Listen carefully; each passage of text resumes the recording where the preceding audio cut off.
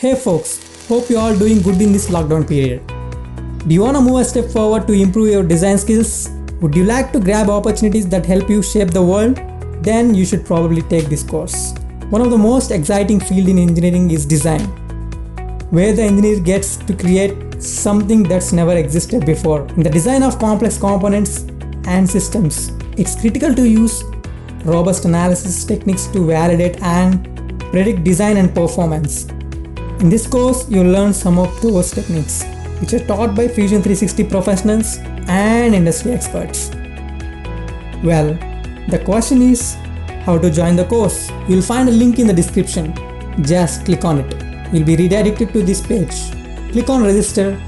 Here you are requested to enter details. After entering, you need to select the courses you are interested in. You can select all if you like to. Double check everything and choose register. Congratulations! You have registered for Fusion Increment course. If you want to change your course list, you can by selecting Manage My Registration. Choose Schedule and make modifications accordingly. When you're done, you can add the event to your calendar. Download the calendar file and open it. Select Add to Calendar. Perfect. See you in the course. Thanks for watching.